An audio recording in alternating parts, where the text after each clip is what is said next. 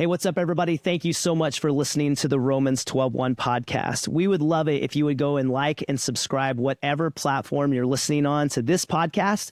That will help the algorithms just let other people know that they can find us, and they can also receive the information that we are sharing with you today. It's our goal to share generational wisdom with the next generation, and you can be a part of that by liking and subscribing wherever you listen to the Romans12One podcast. When we get to heaven one day, we will give an account for how we stewarded the minutes that we had with these people as part of our congregation, whether they be adults or whether they be kids or students. We got sued by Chuck Norris, or threatened of a lawsuit. I think we got a cease and desist letter because he had a program called Kickstart that was a kids program. Seeing you lead worship and stuff, I remember being about like 6th or 7th grade and telling my dad, I think ministry is for me. And so you really did inspire, and now I'm in ministry. Had a really amazing chance to see firsthand that 8-year-olds turn into 50-plus-year-olds. The church leaders that brought him to camp that summer, they weren't operating that week of camp like thinking, you know what, by Christmas, some of these kids are no longer going to be alive. Like that's just isn't how most of us do ministry. But it was certainly an eye opener for me. And I don't think I've stepped foot on stage the same way ever since. It just realizing like every set matters. Every service matters.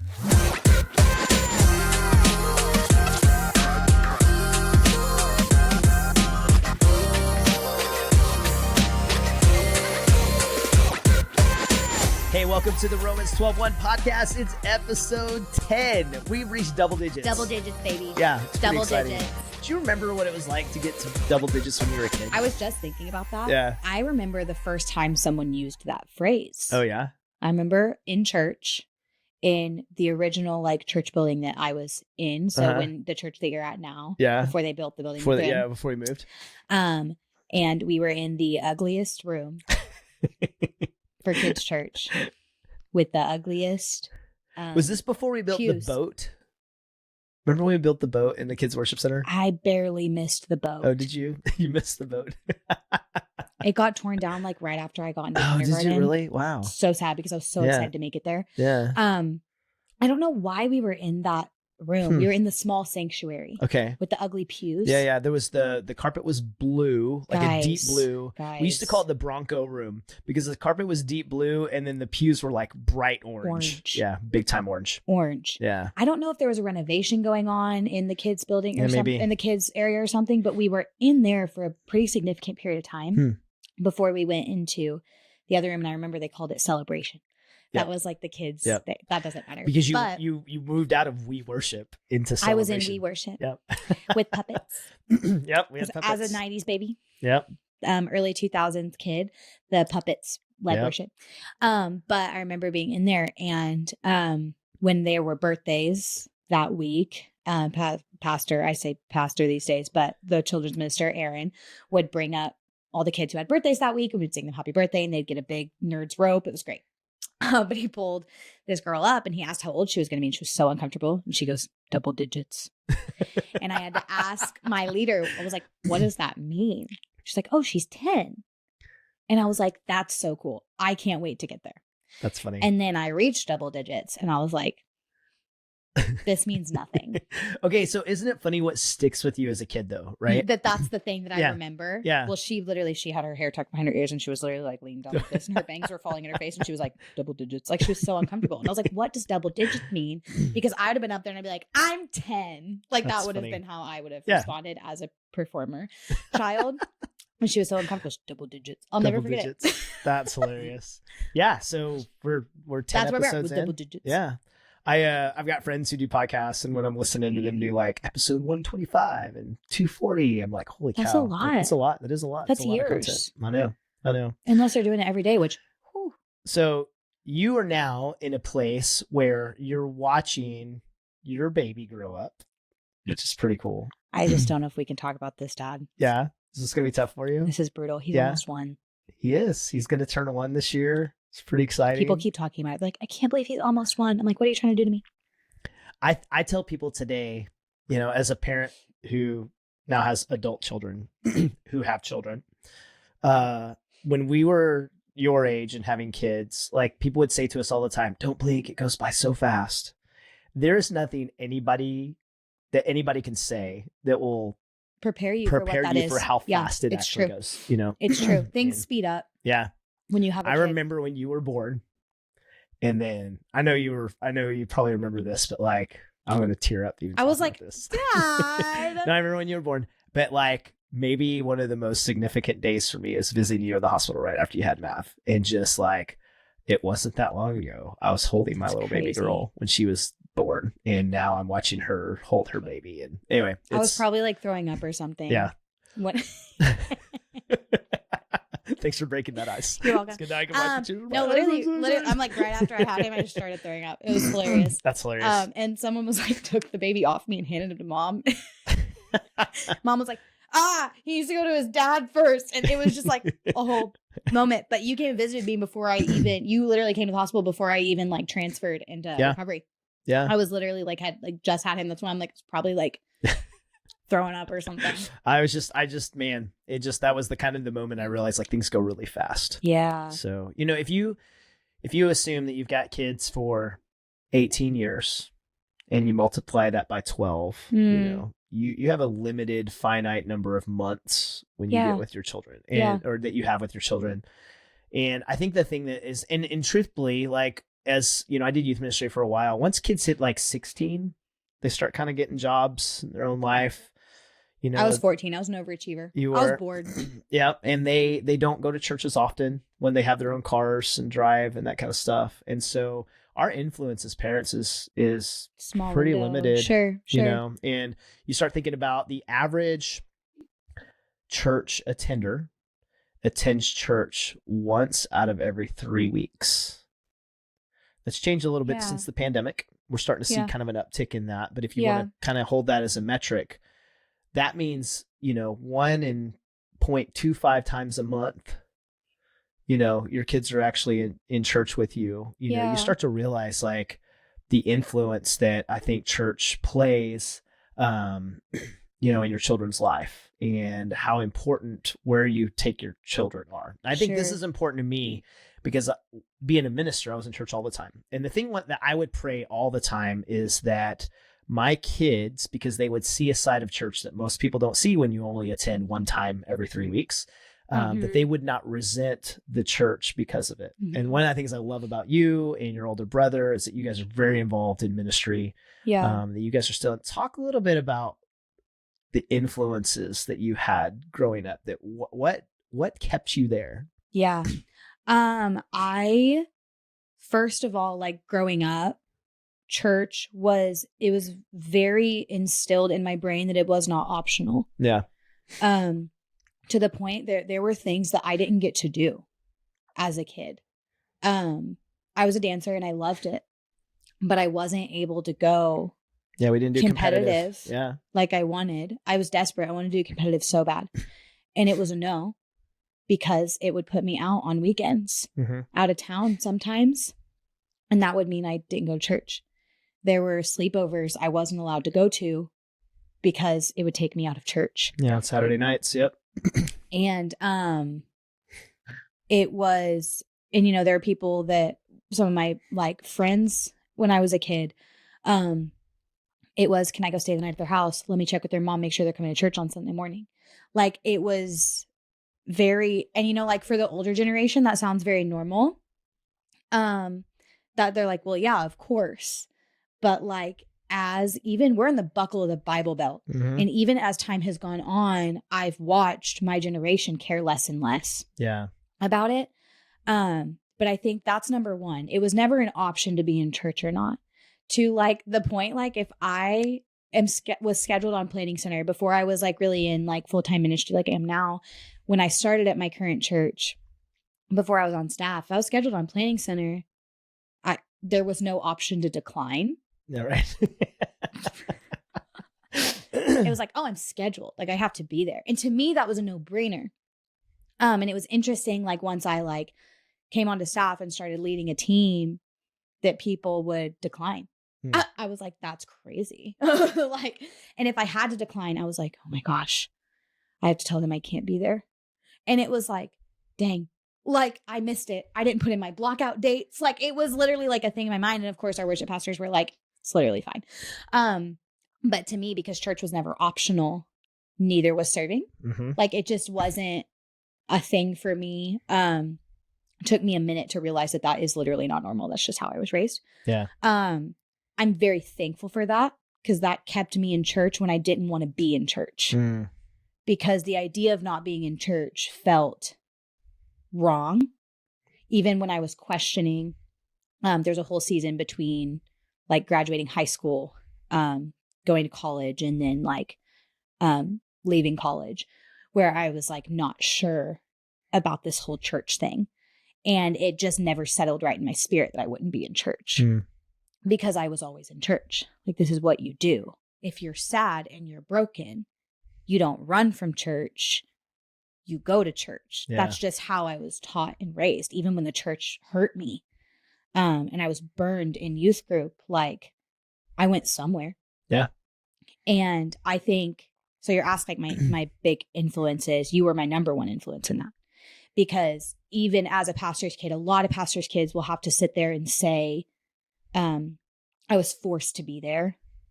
And now I don't want to go to church because I hated being a pastor's kid. Like when I was a senior in high school and I felt burned and hurt and broken by the youth group. And I said, I can't go there. I think I'm going to go to this other church. And I went tail between my legs to tell my parents. And my dad looked at me and he was like, I don't care where you go. I care that you're in church. Yeah. And that is not how a lot of pastors I think would ever respond. Our goal was your holiness. Yeah. You know?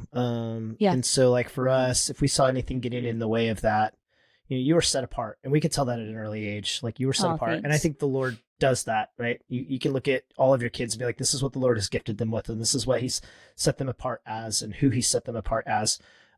For us, it was never about, you have to be involved in my ministry, or you have to be where I am. I wanted you to be with the Lord, wherever that looks like.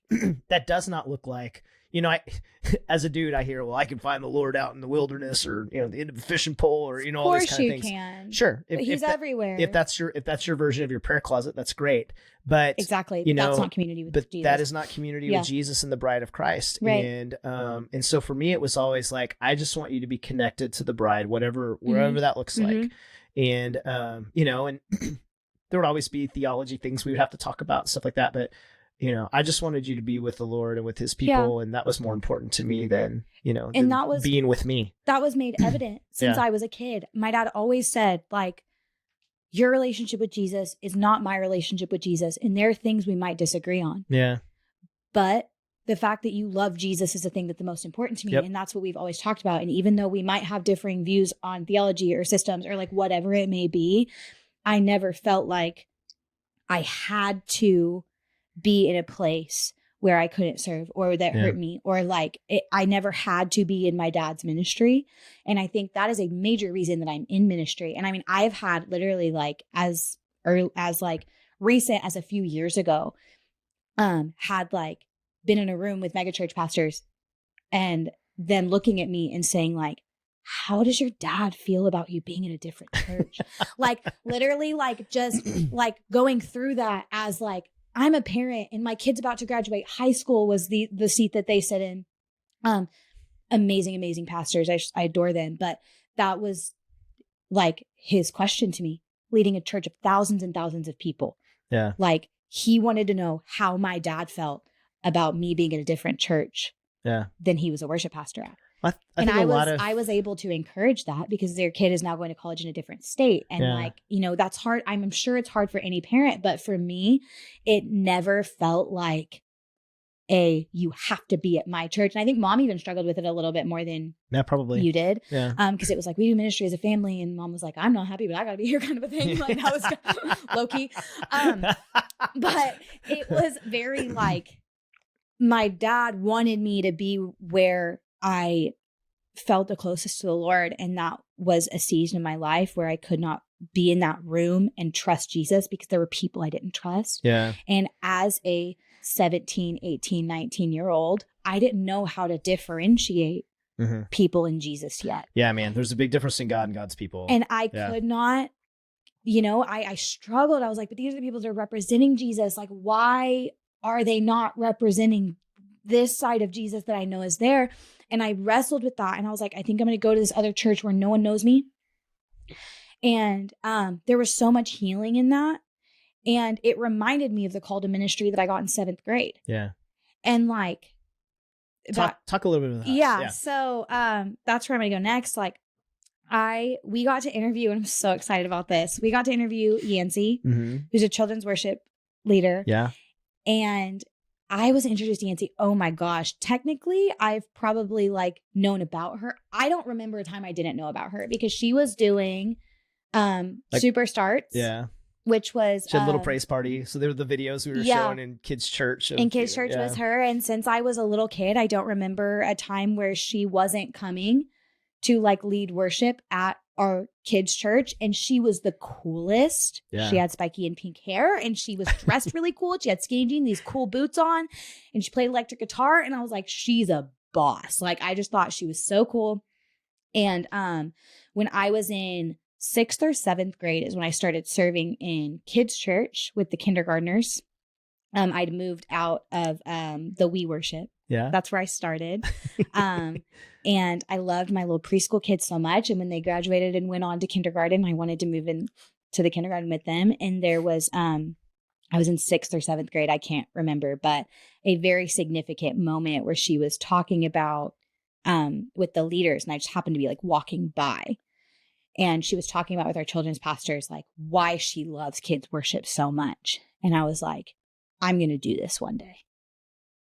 This is what I'm going to do one day. Yeah. And I didn't know at the time. I was like, I'm going to chop my hair off and I'm going to get an electric guitar and I'm going to lead kids worship. And that's what I'm going to do. Like at the time, that's what I really thought was going to like happen. Yeah. But the children's pastors, which is so cool because my children's pastor is now the generations pastor at your church now, which is really epic to see that they all get to be poured in to him like I was.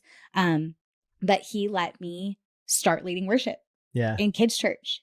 And that's where I think, I started obviously in like We Worship. That's kind of where like, I feel like that is where my ministry started, even though I was like 12. That's for sure where my ministry started. And then I was able to lead worship in kids. And, even like when I hit like my junior, senior high school and I was really struggling with church and am I going to keep doing this church thing and what's going to happen? And I started thinking about my life and thinking like, maybe I'll just get married and we'll go to a church and attend and I'll just attend a church. It never set right with me. Yeah. I was like, I always had in the back of my mind the moment in 7th grade or 6th grade or whenever it was, middle school, when the Lord was like, you're going to build my kingdom. And that's not exactly what he said to me because I was like 12 or 13 and like, I don't, but like the 26-year-old me translation is God said to me that you're going to build my kingdom because I overheard a conversation of someone that I respected and that inspired me. Yeah. And that was always ringing in the back of my mind. And even when I was fighting it, I was like, I'm not going to do that because I don't know if any other pastors' kids relate to this, but I saw so many behind the curtain moments. Yeah. I was like, never. Absolutely never. Yeah. And then it was like in high school, like because I was struggling and because I was doubting who Jesus was, I was like, well, I could absolutely never lead people in ministry because I don't even know myself that God is even kind. Like the things I was just struggling with, I thought that could never put me in ministry, but maybe I'll just attend a church. But it always just didn't sit right in my spirit. Like, no, I have to be involved in ministry somehow. And I think back to that moment all the time. Even like in early ministry, I was watching the newborn babies of the youth pastor and worship pastors. That was my role before I was even really on staff. And I'll never forget my lead pastor told me one day, he was like, you are very obviously called to full-time ministry. I want you to know you are in full-time ministry right now. Yeah. Because you are sitting back here with these babies. Yeah. And I was playing Yancy songs back there. I love it. And just remembering the time in my life that I knew I was called to ministry, remembering that I was sitting with the babies and playing her songs and singing her songs to them. and like making up my own little songs that had nothing to do with Jesus. They were just rogue. Because when you're holding a baby and you're clapping their little hands together, words just come out. Like, it's just like a thing. But I was in full-time ministry then. Yeah. And I've been in full-time ministry since. And I would even like argue with like young Marty when I was in high school and still even unsure. And I can't even believe my youth pastors handed me a microphone and had me lead offering moments at that age. Like, low-key, I think it's because you were their boss. Because they knew I was a mess. No way they didn't know I was a mess. They just like gave me a shot, you know? Even in those moments, like I was in full-time ministry from the time I was 12 years old. Yeah. Because I started with the kids, and then I was in high school and I was on the leadership team, whatever that meant at the time. I couldn't even remember. I blocked a lot of that out. But, and then like the pause that I took in between when I was watching online church, which shout out to online church, guys. Like it matters so much, because it meant a lot for my life of like, I don't even think I can sit in a building, but I was still able to hear the word of God when I was hurting. Yeah. That was the only pause. I feel like I've not been in full-time ministry since I was 12 years old and serving in the kids' worship. Like it really mattered. So Yancy was a huge part of me deciding to be in worship. Because even though you're my greatest influence, like I was also watching the way like people like talked about you, or the ways that you were treated in certain ways, or the ways that you had to like leave to go take care of someone that made me angry when I was a kid, when I was like, no, I need you. Why are you pouring to these other youth students when like I need my dad? Like moments like that when you're 16 and just can't like differentiate, like, and just don't understand the calling. When I was in moments like that, I was like, never ministry.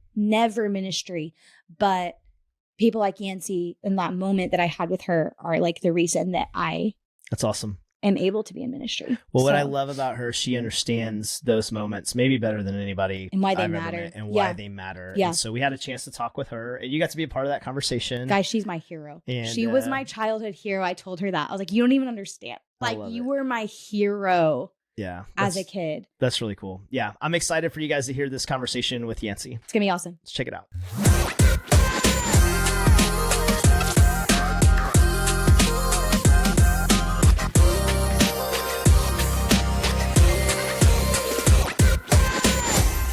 What's up, everybody? Welcome to the Romans12One podcast. Today is a really special day for us, and we're going to do this a little bit different. I've got my daughter Marty here with us on this, and we are going to talk to Yancy today, which I'm super excited about. Yes, I'm so excited. Yancy, I don't know if you know this, you're like my childhood hero. Like, I remember being in like, I think 4th grade and going to CIY's Superstar. And you leading worship. Those are like some serious core memories for me. And then you coming and like guest leading in our children's church. And so you are like a core memory of my childhood. So I'm so excited to talk to you today. We're going to try really hard not to fangirl today. So I might not try. Especially you, Tim. Please don't. Don't let his head get too big. Well, that is so sweet. The honor is all mine. Yeah. So I'm really excited. I have known of you and known you from a distance through my dad for a really long time, but I was like, I don't really know your like full story and how you ended up doing kids worship and all of that. So if you would want to introduce yourself and kind of share a little bit about how you got into this and being a children's worship leader and just anything else, I want to hear all about it. How many hours do we have? As many as you need. Okay. Because I'm not. This will be a multi-part podcast. Yeah, there's different parts to the story that we can tell or not tell depending on how much time.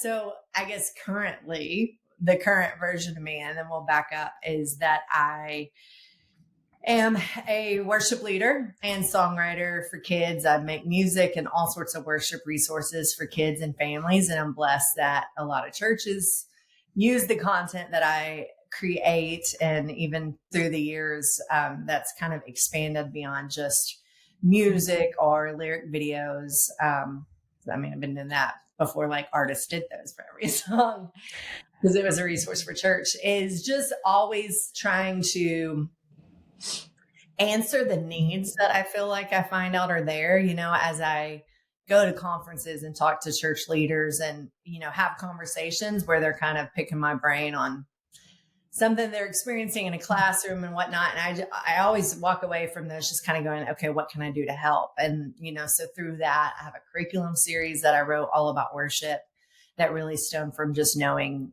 the leader I was talking to didn't have the vocabulary they needed and probably really understand worship in a way that they could go back to their group of kids and teach that to them. And written a book all about kids worship and stuff. So I realize now I'm like coming at it from every angle in which possible to kind of partner with the church and help them make that area be a win. I'm sure we'll talk a whole lot more throughout this conversation about just why that matters to me and why I'm passionate about it. But to just kind of back up in life as to how I started doing music for kids. So, I grew up at a PK and my dad had done children's ministry my whole life. That was kind of the space that I grew up around in the church. But I knew from the time I was single digits that like music was the thing that God had put me on this earth to do.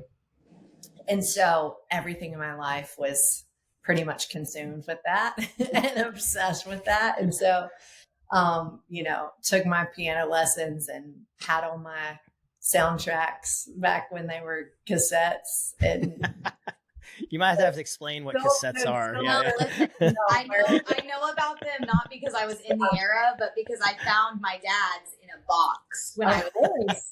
Mine are somewhere special too, because it was like so many hours of my life. Yes. Like literally, like I remember back, and it was just like every afternoon in my room. It was just like the door was closed. I had my mirror on my dresser and, my little like fake not plugged in microphone or whatever. And literally it was just like me trying to do my best mimic impersonation of, Amy Grant, Cindy Morgan and Margaret Becker and like, whatever people.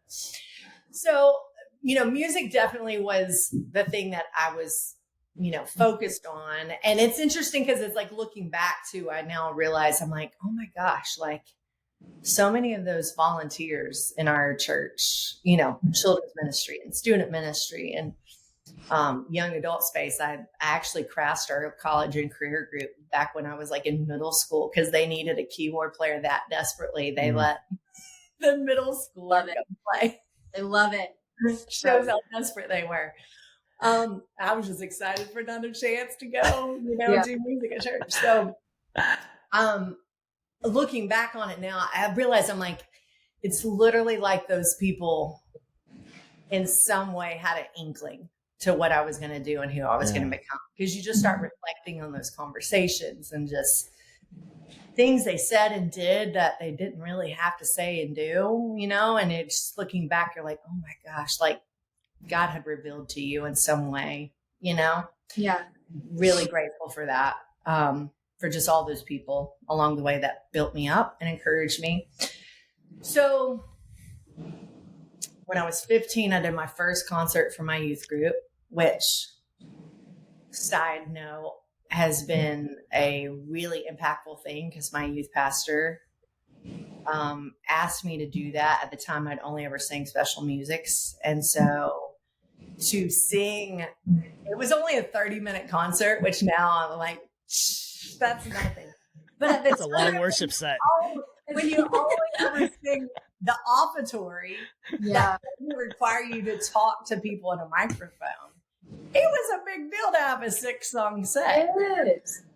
And so, but I mean, that's a whole God story in and of itself. But God really just had asked my youth pastor, he was like, what she wants to do. How can you help her take a next step? Wow. And so, that date was put on the calendar of August 16th, 1995, like months in advance. And I worked with, my piano teacher, Willie Davis at the time, who kind of helped me put together that show and that set.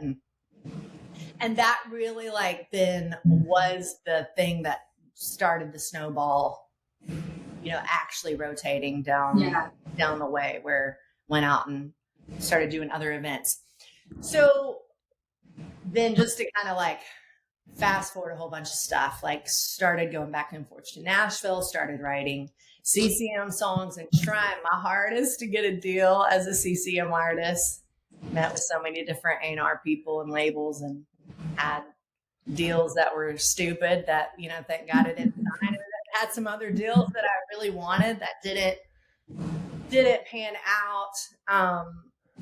And, you know, had a song that I wrote that went #1 that Avalon recorded, and like good stuff happened in the mix. And then fast forward in, I don't know, it would have been like 7, 8 years. And I'd always led worship at church, but I then was like on staff at a church there in Tulsa, helping oversee worship for student ministry and preteen ministry and young adults, and helping lead adult worship. Literally had my hands in like all ages. And I'll be honest with you, I went through a season while it was like, on one hand, I knew that I was supposed to be there and I was supposed to take that job. And as far as I was concerned, I was going to die having that job, you know, like that mentality was where I was. But then on the other side, there was like this rub. I realized there can be peace in the midst of tension.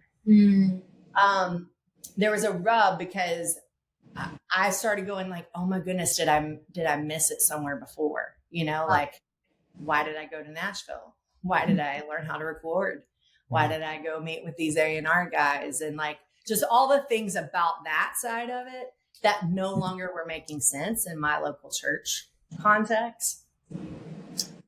Fast forward a few more years, and that season of life was over. And I kind of went back to just being an artist and like worship leader, itinerating full time.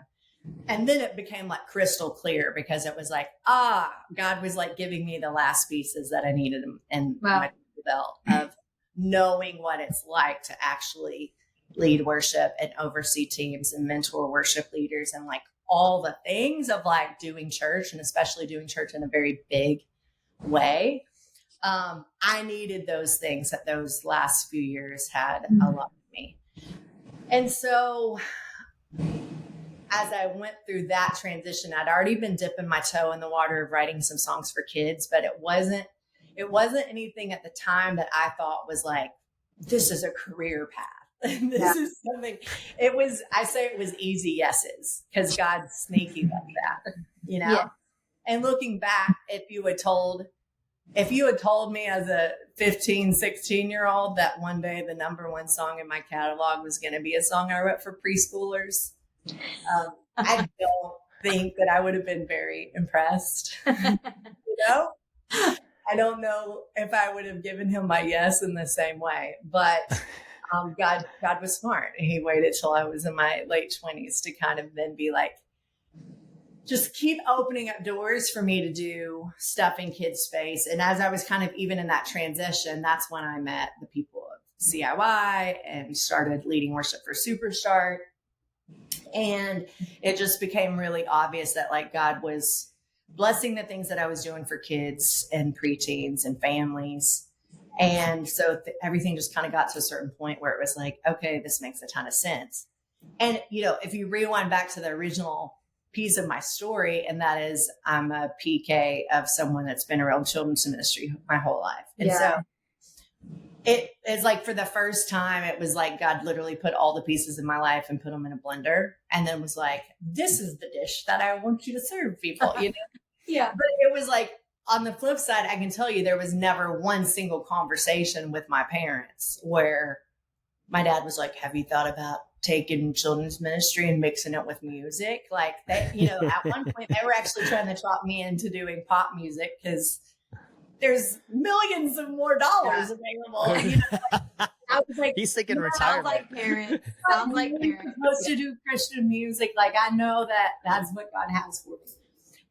But it's like none of us were clever enough to like make this combination. But once I got into it, it was just like, oh, Captain Obvious. Like, yeah, this makes so much sense. And why did none of us think of it? So anyway, so by the start of 2008, I knew I was like all in doing kids and families. That's awesome. Crazy. Because that was literally right about the time that I was introduced to you as like a children's worship leader. Yeah. No, because I was 10. So, which is crazy. That was really right about that time. So that's so cool. So my first Superstart tour was 07, 08. They're like at y'all's old church building. Yeah. Weird fact. We started that. We started Superstars because we, yeah. So our church started that program as kind of a local, we had a lot of churches in our area that wanted something for, third, fourth, fifth grade age group. And so it was kind of like our own little mini conference. And then we invited CIY in to help us with it because it was becoming bigger than we could do on our own. Wow. And then CIY came to us. In fact, here's a funny story. This will make the podcast. But when we first started it, it was called Kickstart.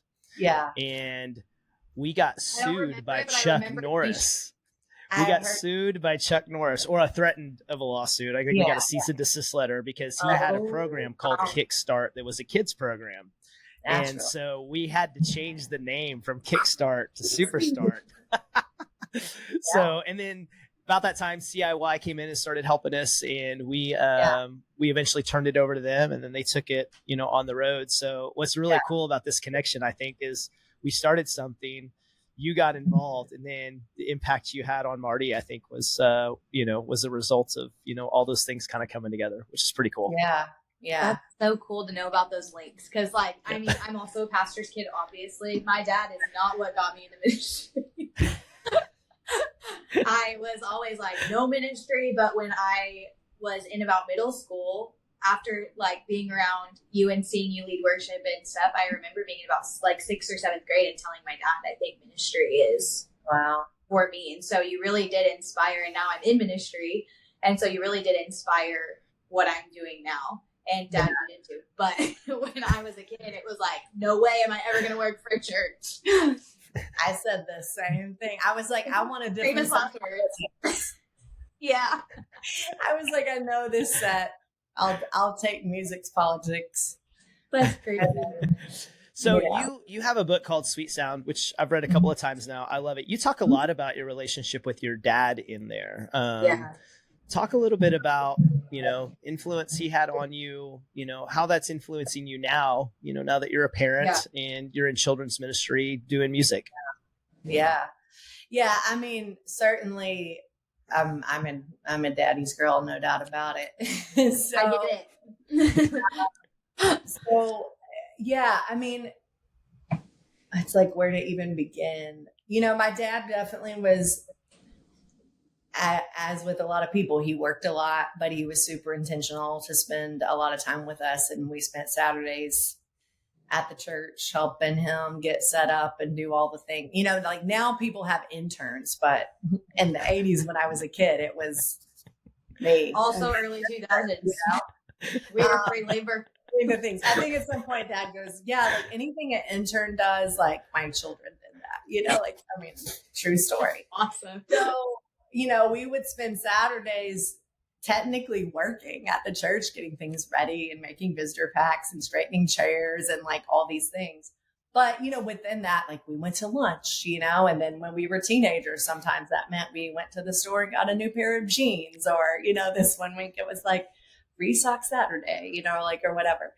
And it was just a way that we spent time together. But I know I remember when I was a teenager, knowing like, hey, I'm doing this, like music is going to be my thing. And like, I'm doing Christian music. So it's a form of ministry.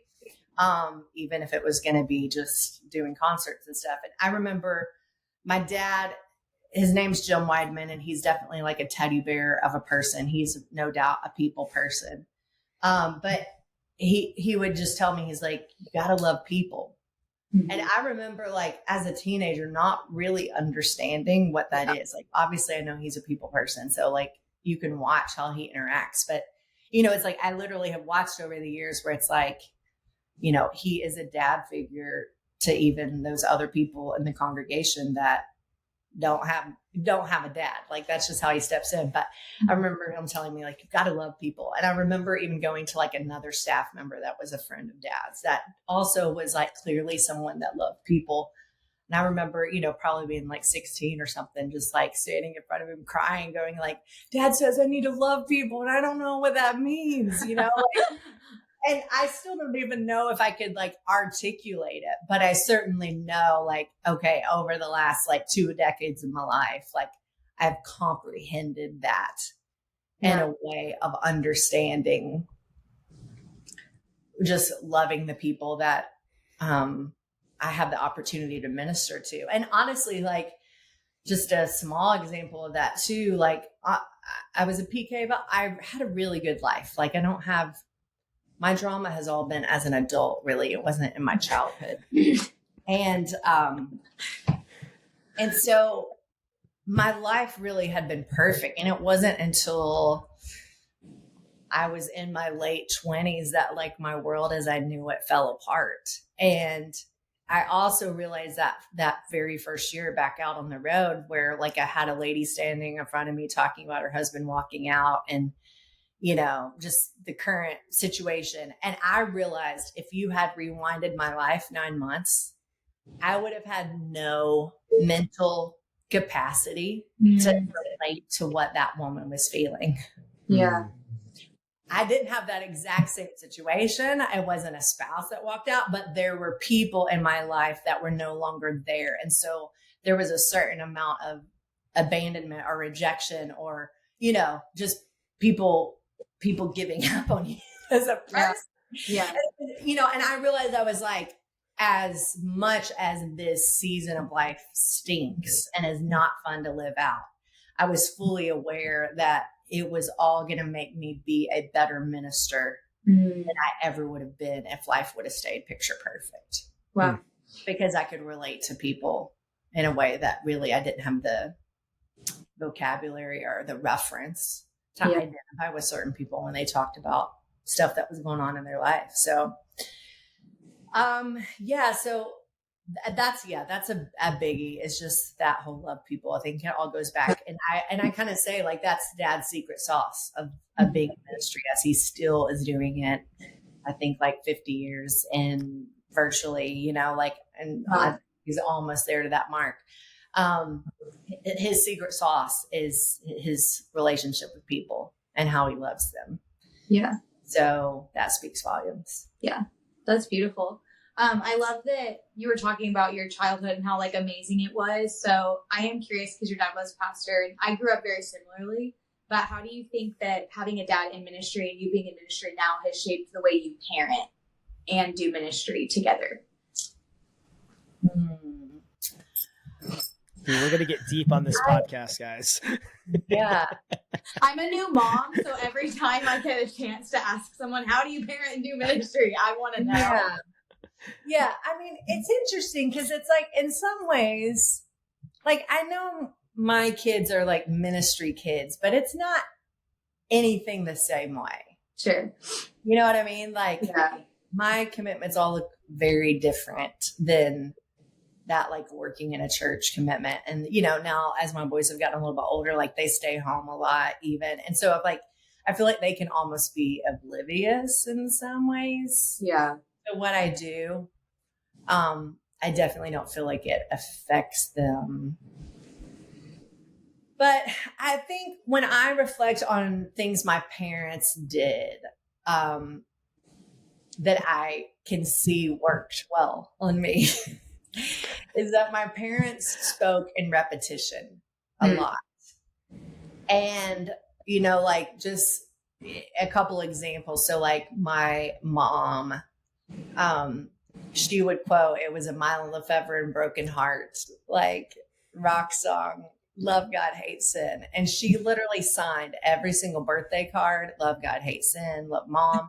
Awesome. Every letter that came up was "Love God, Hate Sin." Back in the day, it would say, "And listen to Mylan." That, you know, like, has dropped off. But she would say that, like, on repeat. And then there were things that my dad would, you know, say to me, like, maybe it was about, like, a relationship with a boy or whatever. And, you know, like, there were certainly, like, the phases as a middle schooler or whatever, where I know I was rolling my eyes. Like, I've heard you say this 700 times already in my life. Like, you know, save your breath. But then I also remember, like, there was a certain point where all of a sudden some of those things just clicked. And it was like, oh, I want that characteristic in my life. Yeah. And I realized if either of my parents had only, like, said that, either of those things to me once, or maybe even 5 times in my life, I don't think I would have taken it to heart to be like core value of who I am. Yeah. It was the repetition, and like you can think about that in scripture. We know that there's certain things that are repeated in the Bible. I think it's like Psalm 136 is the chapter where, it says something and then it says his love endures forever. And it says something again. And, like 30 times down, like it keeps saying his love endures forever. And I just realized like all of us need that repetition. It could be that there's somebody in the room in your congregation that gets it on time number 5, but there's somebody else that's down there on time number 29. Wow. Before it might click for them, his love endures forever. And so like, just like we see in scripture, there's an intentionality to the fact that God allowed certain things to be repeated to us.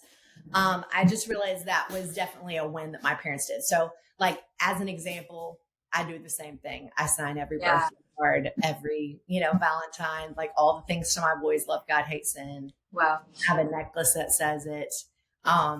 And like, it made me so happy. Last year we were at the Frist Art Museum, downtown Nashville. And they've got this whole like kids area where they can make all kinds of stuff. And so my youngest son had made something, and then he was like, what can I put on it? And then he goes, I know, love God, hate sin. That's and awesome. it was like this moment of like the biggest like mom victory ever, because I was like, here is my, 6 or 7-year-old at the time. And it's like, when he thought of like, what is something I could put on here that would be like a slogan to live by? Bam. So I would say that's the biggest thing that sticks out to me, as just do things in repetition, even when it feels monotonous. And even when even you can tell by their reaction that they're like, oh, I've heard that before, or whatever. But it's like, you're doing something right. It's the repetition that actually makes it click and makes it get in there. Yeah. Yeah. Yeah, I never repeated myself to Marty at all. But, some of it I don't think was as much you trying to like drill something. I don't think you remembered. You said it. It's not fair. You didn't say it was wrong. Oh, that's funny.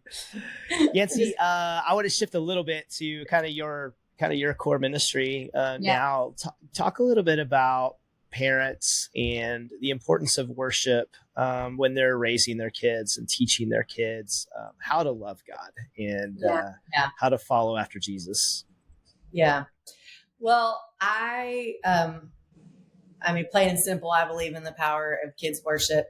There's verses in the Bible that talk about it. Psalm 8, 1 and 2 is one of my absolute favorites. Even in the Palm Sunday story as we know it, Matthew 21, I believe it is, a few verses down after Jesus has been riding in on the donkey and children were shouting Hosanna and the palm branches were waving and all those things. Jesus is at the temple. And some religious leaders are questioning him on what they had seen and heard by those kids. And I kind of laugh because I'm like, fast forward, here we are, 2024. Yep. And you still have religious leaders that are looking down upon that area of ministry and questioning if it's legit and not really maybe crediting it for what is all possible. So it's like, y'all, we need to listen up. But in that moment, Jesus responds to them and he says, have you never read from the lips of children, you would have called forth your praise. And if you're looking, in your Bible and you see the little footnotes or the little message in the sidebar or whatever, it references that in that moment, Jesus is quoting Psalm 8 too, which is probably the most, common verse about kids in worship. And so for me, I look at that and just say, okay, if it was important enough for Jesus to highlight and us have record of it in the Holy Bible, that on what had to be like a crazy busy week in his life, like Jesus was headed to the cross. He knew what was coming that week. I'm sure he had like a spiritual to-do list of like, things that needed to be happening for the resurrection to be taking place like a week later. And so, when I think about that, of just kind of knowing like what big event mode feels like for any of us, like this is that. Wow. And yet in this moment, he took the moment to highlight to these religious leaders the power of kids worship and kind of just saying like, do you not remember? Like, haven't you read? Like, don't you?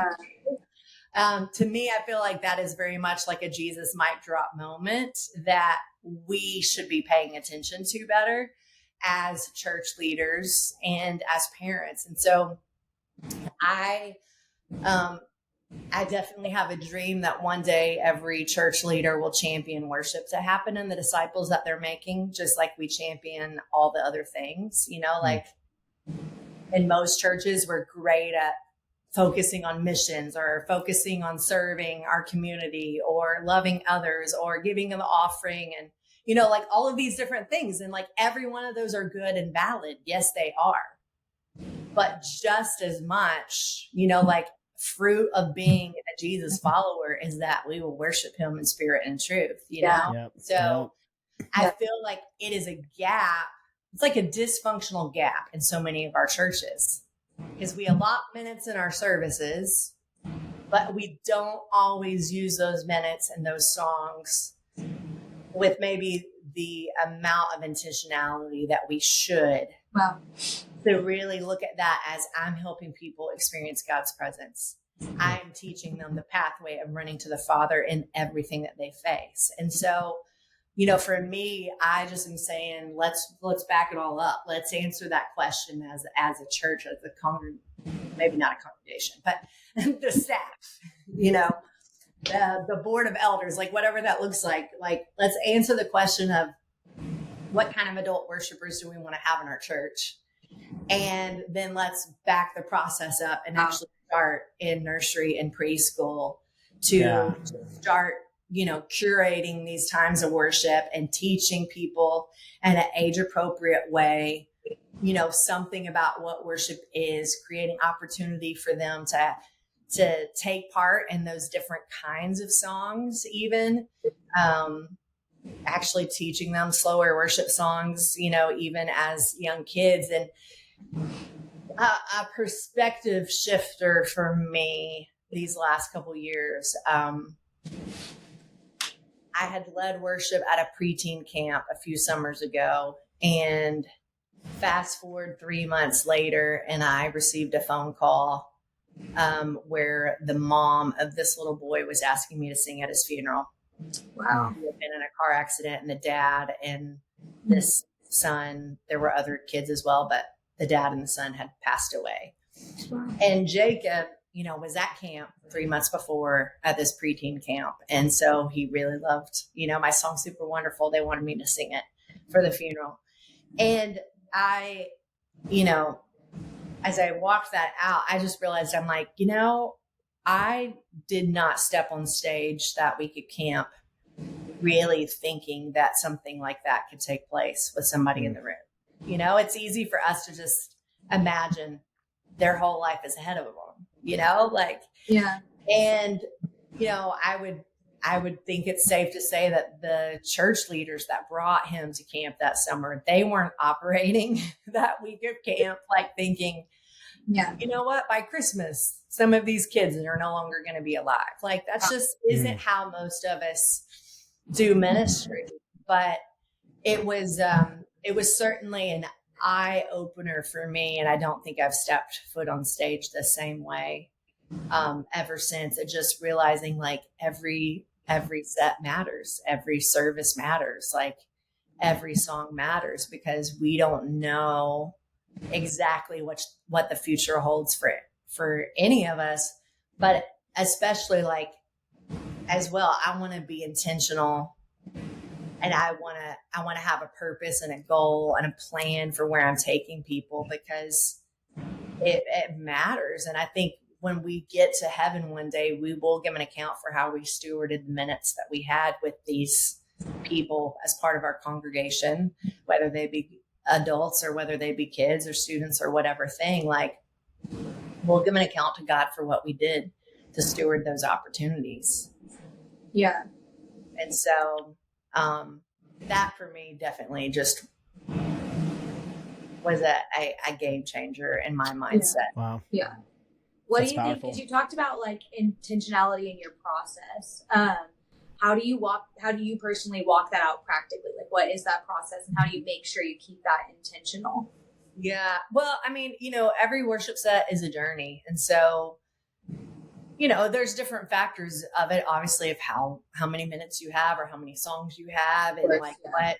what the entrances and exits and the other elements that are happening. Like there's contributing ingredients to how I might plan that out. Yeah. I think, I go to my local church, but it's not like I'm working in a local church dealing with the exact same group of people. So I'm mostly traveling to a family event or leading worship at a VBS or leading worship at a camp. And so within that, I kind of know like day one or set one, I'm going to start a certain place, and mixed with also kind of assessing where are they, like I can tell a whole lot about what happens in their local church just by how they're responding to me and starting to participate or not, like, do they look like I'm singing My Heart Will Go On, or do they look like I'm singing, forever, like, forever. And so really kind of just assessing where they are. And then just, I kind of say like you're drawing a box around the idea of worship.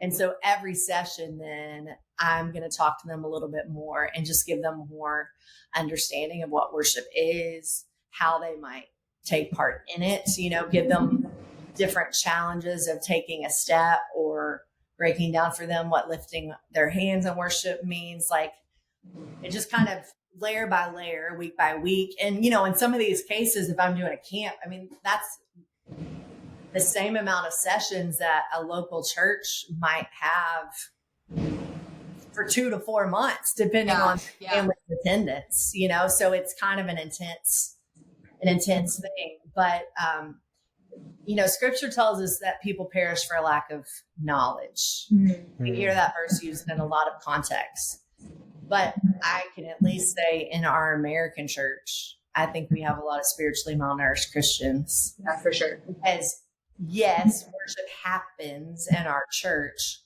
but we really talk about what it is and why it matters, and like what the invitation is to invite people to join us in that, so they're not just watching the people on stage worship. Right. And so I think from that perspective, we do have a lot of people that profess Christ, like they have faith, but they haven't received revelation knowledge as to why their worship matters. And that's why they look like they're frozen and have no emotion. Yeah. When you're singing a song that's holy, holy, holy is the Lord God Almighty, like it makes zero sense. But I think with revelation knowledge, you see a different outcome and reaction. And like another girl, last summer, I think it was, this girl came out to me like the last night at camp. She was a preteen girl, and she just flat out told me, she was like, yeah, on the first day, like I wasn't very excited about the thought of like worship time or whatever, but she said, I've been listening to you. Mm-hmm. And so she's just been listening to me every session in my quick little sermon I would give them about worship. And she was like, I decided to try it tonight. And she had a smile on her face, and I just realized I'm like, her understanding changed, therefore her participation changed, her experience changed. Like ultimately her walk with Jesus was transformed, but it all started with the understanding part of the equation. Yeah. That's good. Yeah. It's really inspiring because you have to remind yourself of your why. And if someone's really not getting it over and over and over again, but that goes back to like what you're talking about repetition. Yeah. Like that really it's beautiful to see that also is translated in your ministry as well. So I love hearing that.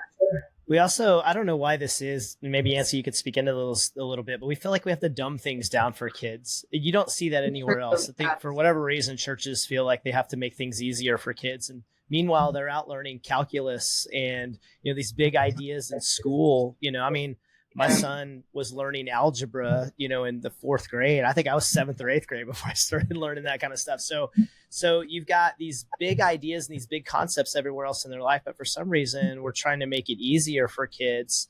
And I think you're talking a little bit about like, let's lift kids up. Let's give them the opportunity to learn. Like talk a little bit about what that looks like for you. Yeah. Well, I mean, just, and what you said, I think in our American churches, sometimes we are trying to make everything be fun and shiny and a party. Yeah. That we forget to kind of put the grit into it. And so I can think back a handful of years back, I was attending an event that was supposed to be about like children's music. And the guy from a family that had funded that event. So, like right there, it tells you like clearly it's an affluent family because they've got a foundation that paid to sponsor it, right? So just for some perspective on the guy that's talking. And he just shared about how like that his family actually had been going through some hard stuff that year. And his daughter goes to a Christian private school. And one day she had come home and she had just said, "Hey, Dad, like all the songs that they sing in chapel are about being happy. How do I go to God with my pain?" Wow. And, like I immediately like flipped my notebook over that I was taking notes from the session, like started writing lyrics to a song that's called Even When. That's just is all about that, that yin and yang of even when like these hard things in life happen, like I can still, Jeremiah 29:13, I think it is, like if you seek me, you will find me when you seek me with all your heart.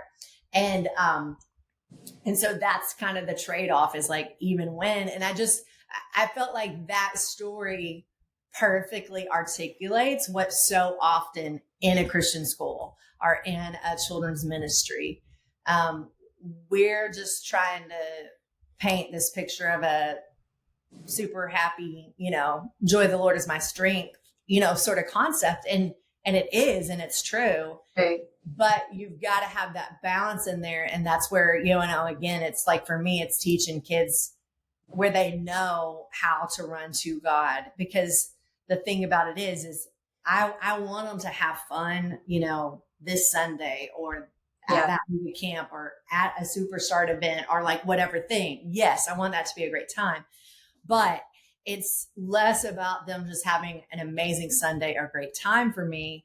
Again, going back to just my experience with my dad, I've had a really amazing chance to see firsthand that 8-year-olds turn into 50-plus-year-olds. Yeah. I've literally watched certain people throughout my life that were in his children's church that we've known, that I watched grow up, get married, have kids, repeat the process now with grandkids. And so I have a perspective that maybe not everybody has, that they grow up.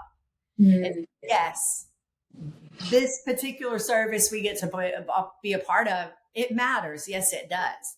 But it's so much more a long game for me of where they're going to end up and where they're going to grow and become. Because the truth is, at some point, they could lose a job, or a spouse could walk out on them, or there could be a cancer diagnosis in their family, someone close to them. Like at some point, life is going to hand them some lemons. It might be in their childhood. It might be in their adulthood.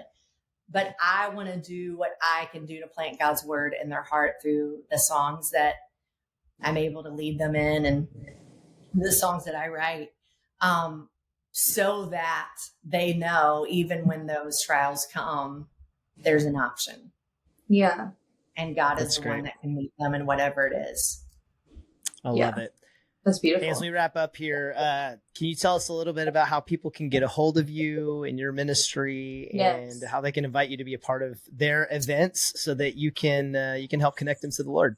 That would be so fun. So YancyMinistries.com.